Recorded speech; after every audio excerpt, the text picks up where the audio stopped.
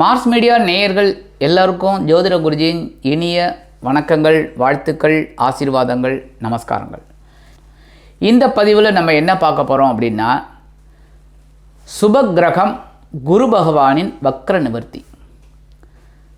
இந்த குரு பகவான் ரொம்ப ரொம்ப நல்ல சுபக்கிரகம்.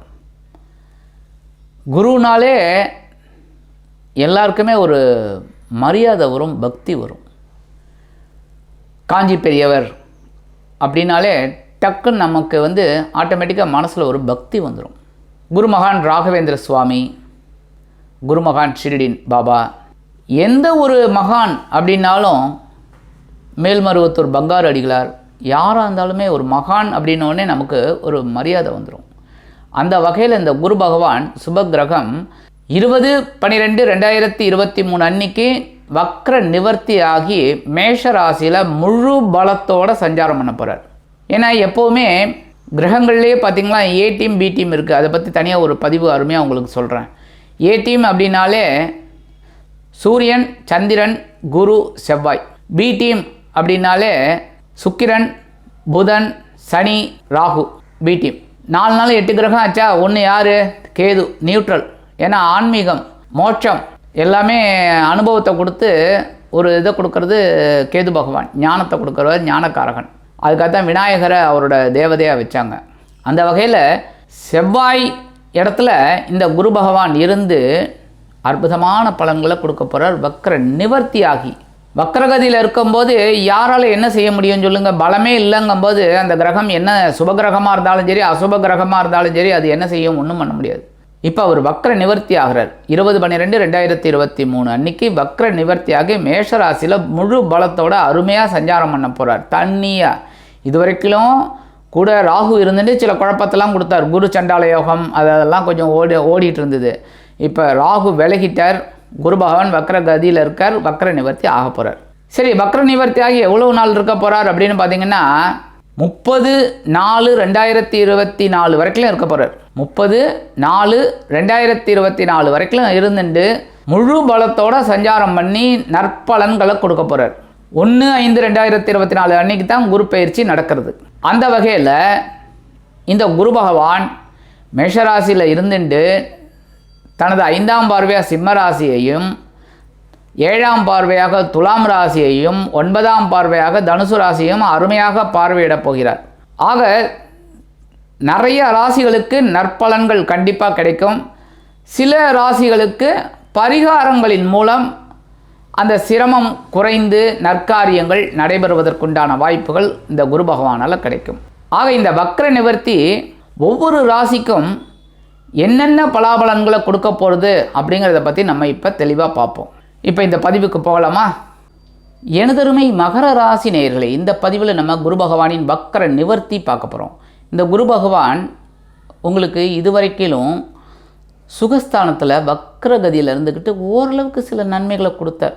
ஓரளவுக்கு. ஏன்னா சில பேருக்கு வெளியூர் பிரயாணங்கள்லாம் நல்லபடியாக நடந்திருக்கு, கரெக்டாக. அதேமாரி வெளிநாட்டு பயணங்கள் மூலமாக உங்களுக்கு சில சந்தோஷமும் கிடச்சிருக்கு. உடல் ஆரோக்கியமும் சிறப்பாக இருந்திருக்கு. மனசளவில் இருந்த சில குழப்பங்கள்லாம் குறைஞ்சிருக்கு. அதேமாரி இடமாற்றம் அப்படிங்கிறதெல்லாம் இப்போ அற்புதமாக உங்களுக்கு கிடைச்சிருக்கு. அந்த வக்ரகதியில் இருந்த வரைக்கும் உங்களுக்கு ஓரளவுக்கு சில நற்பலன்களை கொடுத்தவர் இப்போ வக்ர நிவர்த்தி ஆகிறாரு. இது வரைக்கும் ராகு பகவானும் கூட இருந்துக்கிட்டு உங்களுக்கு சில குழப்பத்தையும் கொடுத்தார், ஒரு சிலவையும் கொடுத்தாங்க. அந்த ராகு பகவான் மாறி உங்களோட தைரிய ஸ்தானத்துக்கு வந்துட்டார். அதனால் மனசில் இப்போ தைரியம் அதிகமாகுது. அதேமாதிரி இந்த குரு பகவானும் வக்ர நிவர்த்தி ஆகி முழு பலத்தோட சஞ்சாரம் பண்ணுறதுனால தாயாரின் வழி உறவினர்கள்ட்ட கொஞ்சம் கவனமாக இருந்தால் போகிறோம். தாயோட உடல் ஆரோக்கியத்தில் சிறப்பு அக்கறை எடுத்துக்கிறது நல்லதுங்க. இருந்தாலும் சுகஸ்தானத்தில் இந்த குரு பகவான் இருக்கிறதுனால சிலருக்கு ஒரு சில சொத்துக்களை விற்று வேறு ஒரு புதிய சொத்துக்கள் வாங்கக்கூடிய ஒரு வாய்ப்புகள் கண்டிப்பாக உங்களுக்கு கிடைக்கும். அதேமாதிரி இடமாற்றம் ரொம்ப நாளாக நீங்கள் அந்த வீடு மாற்றணும், நாடு மாற்றணும், ஊர் மாற்றணும் அப்படின்னு நினச்சிக்கிட்டு இருக்கிறவங்களுக்கெல்லாம் இது அற்புதமான ஒரு காலம். தாராளமாக இடம் மாற்றலாம். அதனாலே உங்களுக்கு மனசில் ஒரு சந்தோஷம் இருக்கும். இது வரைக்கும் மாற முடியலையே, இதே கஷ்டத்தில் இருக்கோமேன்னு அதெல்லாம் நிவர்த்தி ஆகும். இப்போ உங்களுக்கு அருமையான இடமாற்றம் கிடைக்கும். அதேமாரி உத்தியோகத்தில் நீங்கள் விரும்பி இடமாற்றம் அருமையாக வந்து சேரும். ரொம்ப நாளாக கோரிக்கை வைத்து நீங்கள் அந்த கோரிக்கையெல்லாம் நிறைவேறலை, இப்போ நிறைவேறும். தொழில் வியாபாரம் வேறு இடத்திற்கு மாற்றலாமா அப்படின்னு ரொம்ப நாளாக முயற்சி பண்ணியிருந்தவங்களுக்கு இது அற்புதமான நேரம். ஒரு பெரிய தொகையை போட்டு பெரிய அளவில் பண்ணலாம் வேறு இடத்துல அப்படிங்கிறவங்கெல்லாம் தாராளமாக முயற்சி பண்ணலாம். அதேமாரி உத்தியோக மாற்றம் பற்றி சிந்தித்தவர்கள் இப்போ உத்தியோக மாற்றம் பற்றி நீங்கள் ஒரு முடிவு எடுக்கலாம். ஆனால் அந்த நல்ல முடிவான்னு நீங்கள் தான் யோசிச்சுக்கணும், புரியுதா? ஏன்னா இது காலம் நல்ல காலம், ஆனால் முடிவு எடுக்கிறது உங்கள் கையில். கரெக்டாக இல்லைன்னா இந்த வேலையிலேயே நீங்கள் தொடரலாமா அப்படிங்கிறத நீங்கள் தான் முடிவு பண்ணணும், சரியா? அடுத்தபடியாக இந்த குருவோட பார்வை அப்படிங்கிறதுனால இந்த 3 பார்வைகள் இருக்குது. 5ஆம் பார்வையாக உங்களோட அஷ்டம ராசியில் விழுறது ரொம்ப விசேஷம். உடல் ஆரோக்கியம் சிறப்பாக இருக்கும், கவலைப்பட வேண்டாம். அதேமாரி குடும்பத்திலையும் நல்ல நல்ல காரியங்கள்லாம் நடைபெறும். அடுத்தபடியாக 7ஆம் பார்வையாக உங்களோட ஜீவனஸ்தானத்தில் விழுது. அதனால் தொழில் வியாபாரத்தில் என்னதான் நெருக்கடிகள் இருந்தாலும் அதை அருமையாக சமாளித்து வெற்றி நடை போடுவீர்கள். தொழில் வியாபாரம் ரொம்ப நல்லா நடக்கிறதுனால லாபங்கள் குவியும். உத்தியோகத்தில் நீங்கள் எதிர்பார்க்கிற உயர்வுகள் ஆட்டோமேட்டிக்காக வரும். ஜீவனஸ்தானம் வலுவாக இருக்கிறதுனால இந்த குருவோட பார்வையால் வலு அதிகமாக இருக்கிறதுனால உங்களோட வருமானம் அதிகமாக இருக்கும். சில பேருக்கு சொத்து சேர்க்கை உண்டாகலாம். அடுத்த பார்வையாக உங்களோட விரயஸ்தானத்தில் விழுது. சுபகாரிய நிகழ்ச்சிகளுக்கு நீங்கள் அடித்தளம் இடுவீர்கள். அதாவது உங்கள் வீட்டில் நிறைய பேருக்கு சில காரியங்கள் நடக்கலையே நினச்சிட்ருக்கிறவங்களுக்கெல்லாம் இப்போ திருமண யோகம் கைகூடும். அதனால் அந்த திருமண யோகத்துக்காக நீங்கள் சில செலவுகளை மேற்கொள்ள வேண்டி வரும். அதேமாரி வெளியூர் அல்லது வெளிநாட்டு பயணங்களின் மூலம் உங்கள் வாழ்க்கையில் சில நல்ல திருப்பங்களை எதிர்பார்க்கலாம்.